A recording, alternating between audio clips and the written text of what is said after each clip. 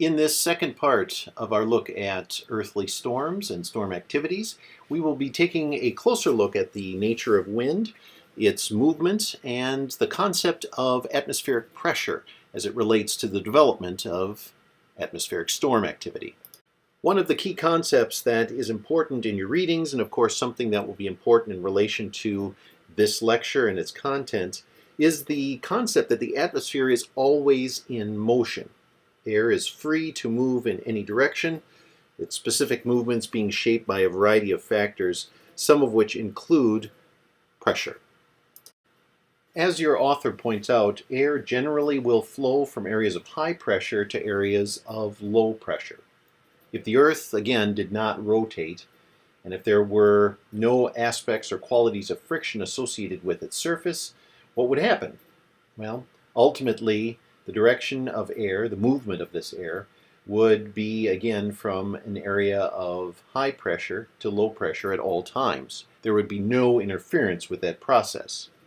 However, also as your author points out, the physical force of friction and, of course, the concept of the rotation of the planet, these are things that actually exist and have to be figured in to how we understand wind movement and ultimately how it will be incorporated into things like pressure gradients, the Coriolis effect, and atmospheric disturbances, which become ultimately storms.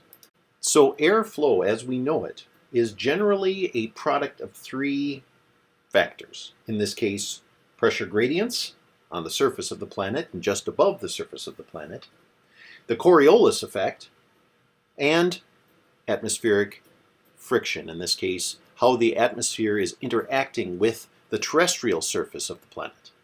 Let's unpackage each of these. We'll start with the Coriolis effect. The Coriolis effect, in a sense, relates to the idea of the Earth and its rotation. Because the Earth rotates as part of its orbit around the Sun, objects which are moving through the atmosphere, and this includes both air particles and water particles, will deflect, usually to the right in the northern atmosphere, or the northern hemisphere rather, and to the left if we're looking at the southern hemisphere. This very accurate and predictable process is known as the Coriolis effect. A second factor, in this case the concept of a pressure gradient, really brings into consideration the concept of airflow and both cyclonic and anticyclonic patterns in that atmospheric flow of air. In terms of the pressure gradient, if we were to take away all the other factors that are at work governing airflow, and we were to just take a look at where the air particles, or even water particles for that matter, are moving in the lower atmosphere, we would find that they would be moving away from a center of high pressure, or they would be moving toward a center of low pressure. However, there are other factors, including the Coriolis effect, and of course air friction, that need to be taken into consideration. But these basic principles govern how the air is flowing. The last factor, this factor of air friction, or friction as it relates to particles moving through the atmosphere, really is found at the lowest of elevations in the troposphere. Generally, friction, in terms of its influence on the flow of air, will be greatest at or near the Earth's surface. This then diminishes as we move into higher elevations, again moving through that troposphere. You can consider friction to be kind of a kind of drag that is a force being exerted again on air particles, and this drag will interfere with or interact with in some way, shape, or form these other two factors. And that's especially the case when you're looking at the Coriolis effect. So the flow of air ultimately will help us, again, living organisms that are associated with this planet and the biosphere. It will help us to understand how storms develop. It will help us to understand how weather and weather patterns develop. And it will allow us to, in a sense, experience change. Change in terms of seasonal fluctuations in air pressure or daily fluctuations in wind action. Storms and storm fronts then really are a combination of air pressure and the flow of air through that lower atmosphere. They will be most associated with these interacting qualities. So when we step back and look at air flow and what it is associated with, in this case, the development of storm bodies, we realize that flow types will typically relate to the pressure cells that they are associated with. The first pressure cell that we'll look more closely at is the concept of a low pressure cell. These are often associated with the most violent of storm activities. Areas of low pressure will be typically expressing cloudier skies, convection wind and air currents, dramatic changes in atmospheric temperature, especially how it's experienced on a ground level, and then the development of pretty extreme storms and pretty extreme expressions of local precipitation. Low pressure centers are called cyclones and generally are associated with wind movement that can be also described as cyclonic. In the northern hemisphere, this cyclonic air activity or these cyclonic air patterns are pretty much mirroring what we find in the southern hemisphere, where we have anticyclonic kinds of circulatory patterns around areas of low pressure. The effects, however, are pretty much the same. We will always want to associate a low pressure circulatory pattern with more violent storm activities. A high pressure center or a high pressure circulatory pattern as it relates to the atmosphere and air currents is known as an anticyclone. The flow of air associated with this kind of pressure gradient is referred to as anticyclonic in nature. Whether it is in the northern hemisphere or the southern hemisphere, high pressure cells are often peaceful in nature. They are associated with clear skies, regionally typical kinds of wind actions, if any, and low to no precipitation. So when you are watching the evening news and the weather report is being broadcast to your local area, you will see maps that will express areas of high pressure and low pressure. They will use what are referred to as isobars, or equal areas of pressure that are mapped out on these more interactive, helpful map resources to be able to depict for you where these locations geographically are. The location of these areas of both high and low pressure will be pretty predictable when it relates to both the northern and southern hemispheres and areas where you have very clearly defined seasons. The location of these pressure cells, how they develop and how they move over time, will also factor into the major air masses that we discussed in a previous lecture. When you look at the continental United States, for example, high pressure cells will usually form in the western portion of the United States, very close to the Great Basin region, or the northern Pacific coastline. These high pressure cells, especially in winter, will begin to flow from right to left or from west to east on this particular map resource. You will see then correspondingly low pressure cells, these more violent expressions, or which result in more violent expressions of weather, developing throughout the Caribbean, the Gulf Coast region, and in the southeastern portion of the continental United States. These particular cells will be a little less predictable, a little more volatile. They will sometimes move inland and to the north and to the west, or they will, if they're associated with a larger storm system such as a hurricane, they will begin to move along the kind of eastern seaboard of the continental United States.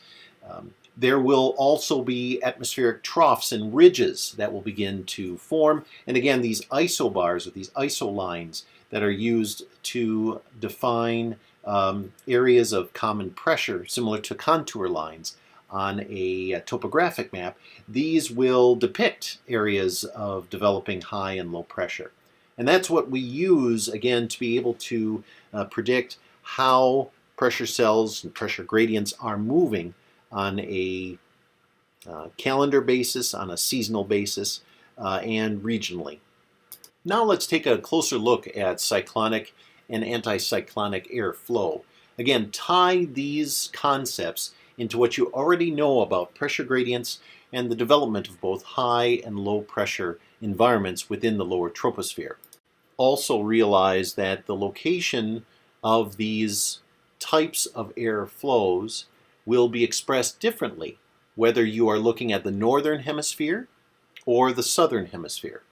And again, they will also tie in very closely in terms of how they're experienced at or close to the surface in relation to the Coriolis effect. Here, we will be taking a look at cyclonic and anticyclonic airflow as it relates to the northern hemisphere. So, let's start out with cyclonic airflow. Cyclonic airflow is commonly found in the mid-latitudes in the north, such as that of the central states here in the United States, just south of what is the Great Lakes region. Or cyclonic airflow would be common to areas that are lying along the southern border of the Great Lakes basin and then extending and moving slightly north as you move both east and west of that initial ridge in air pressure. In regions such as this, where we have low pressure cells converging, again associated with these cyclonic patterns, air will be warmed generally as it is interacting with the surface of the planet, and then it will be lifted upward at a very rapid rate. Believe it or not, even though these cells, these air cells, are associated with violent storm and wind actions, they are precursory, or they mark the start of a period of calm or a return to atmospheric equilibrium. So cyclonic air flows, at least here in the northern hemisphere, again, are common to places like southern Wisconsin and northern Illinois. We also find them extending down, at least in the Midwest, into locations such as Kansas, central Kansas, or even southern Kansas and central Missouri. These are areas where we see a lot of storm activity year-round, but especially storms that are intense more in the warmer months, in the spring and in the summer. And it is a region where we will see the weather patterns change rather rapidly. We will have these intense storms that will develop, and then on the heels of those more intense storms, we will have periods of atmospheric calm, or the development of anticyclonic airflow patterns, and in this case, high pressure environments. Anticyclonic airflow is much more calm in nature. It's associated with high pressure cells, which I mentioned before, and the pressure itself diminishes as you geographically move toward the edge of a cell environment. And again, it's those isobars or isolines that will help to determine where you are in that pressure gradient. Let's take a closer look at anticyclonic air as it relates to the northern hemisphere. So cold air cells in the northern hemisphere are associated with storm activity such as blizzard conditions. And again, generally these will be followed by near calm conditions or windless conditions. When those blizzard conditions are occurring, again, that is associated with a cyclonic stage.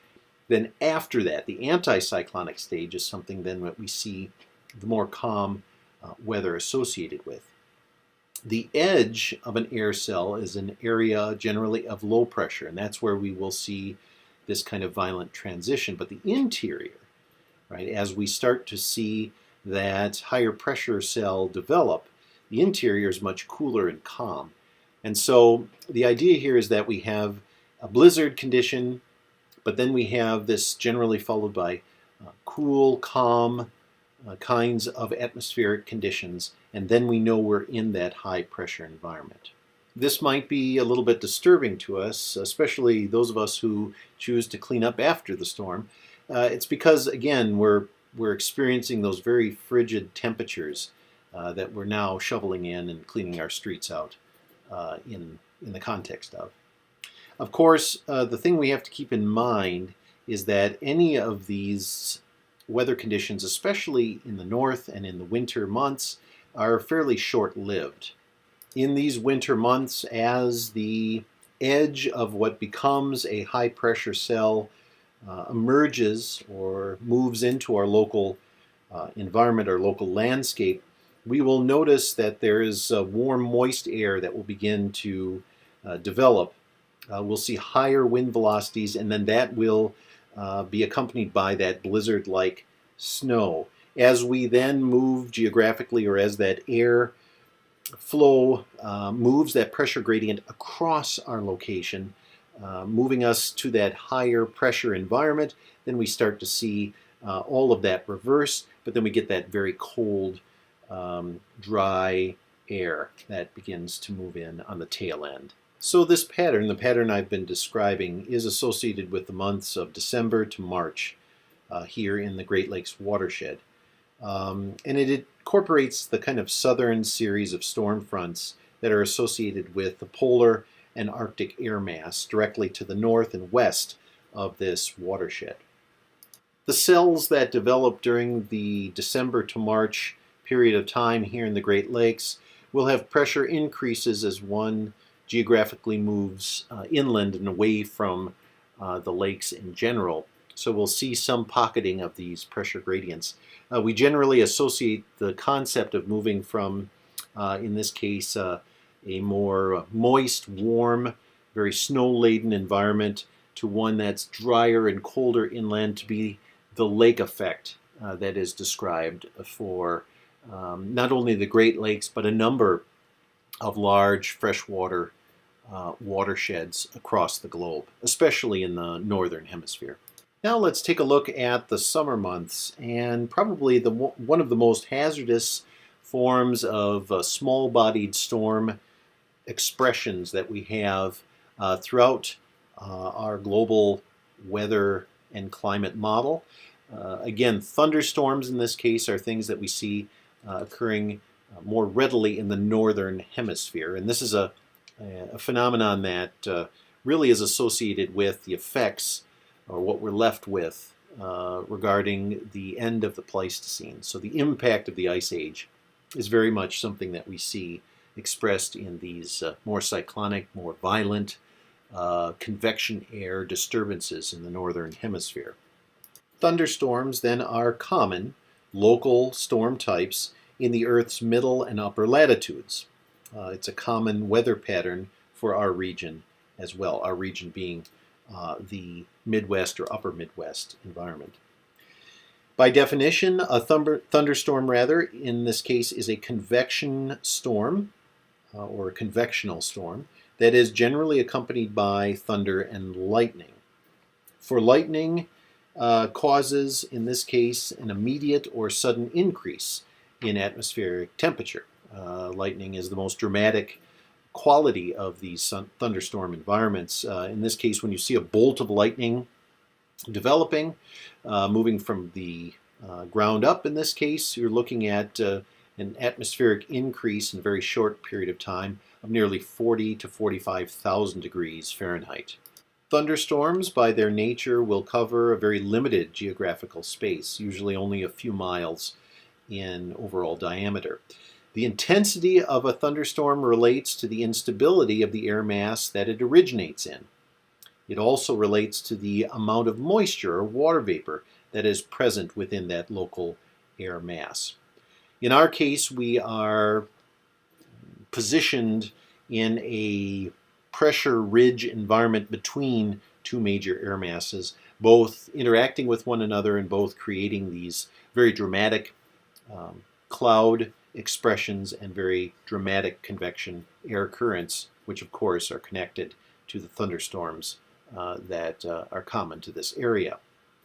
Because a thunderstorm is associated with intense convection wind actions, we see a variety of characteristics, and I'll summarize these for you. There's three major characteristics that we associate with the development of a thunderstorm and the experience that we have when a thunderstorm is present. First, we recognize a sudden change in air temperature at the ground level. Generally, this is because of air uplift. There is ground level cooling that occurs. The air is being drawn up from the terrestrial surface up into a higher elevation within the troposphere. Next, or a second characteristic, is we see an expansion of convection air cells. Generally, this will trigger an increase in precipitation. We will see that uplift expand and then drop as it's interacting with the cooler air temperatures further up into the troposphere. We'll see that expand and then drop all of that rain, and that'll give us these torrential kinds of downpours that are associated with that experience of the storm. The third and final characteristic, and this really kind of happens in succession in this case, we see a general warming of the entire geographic region that's covered by the storm. So as part of this storm expansion, the torrential rains that are associated with it, of course the lightning, the thunder that is very much a part of this storm expression, then we'll get a general warming of the area. And this gives us almost a tropical, moist feel to how we are experiencing the local environment. So thunderstorms in general are convection storms. They're small in scale, and they are, in this case, associated with a major change in atmospheric temperature, and we see the consequence being a major change in the amount of water vapor that is present, in this case being released in that local environment.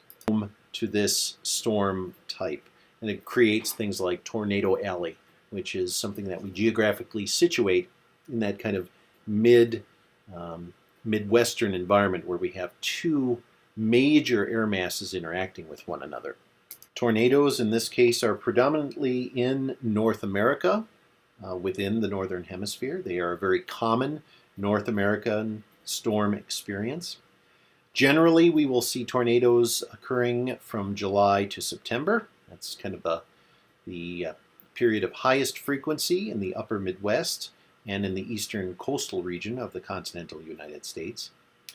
From April to June, tornadoes are experienced from places like Mexico or the Mexican border with the United States, throughout Texas, and then up into northern Illinois, and extending out into, in this case, eastern, reaching Virginia in this case, as part of that April to June experience. Between January and March, tornadoes commonly are experienced in the American Southeast. So if you have been watching the news as we approach the winter months and as we approach the new year, we start to see, when there are periods of milder weather expressions here in the Great Lakes watershed, we'll start to see the development of tornadoes and pretty extreme convection air disturbances just south of us and throughout that American Southeast. A tornado in this case is an intense cyclonic air current storm. It is generally associated with a pressure gradient that is low in nature, low in its expression. So it's very much associated with a low pressure cell, and more importantly, it is associated with its kind of source point of origin. So the source area for a low pressure cell will very often, in the months I described previously, will be an area where we can almost predict that a tornado has a good chance of forming. The wind speeds within the vertical column of the storm body can reach up to 300 miles per hour. And tornadoes in general can be hard to predict because they are so strong and such an extreme expression of, in this case, a storm action. In this case, the development of a low pressure cell storm. In our next lecture, we'll be taking a closer look at probably one of the largest natural engines that exists within our earthly atmosphere. It is also something that is, like most weather, localized to the troposphere. In this case, we'll be taking a much closer look at the development of a hurricane.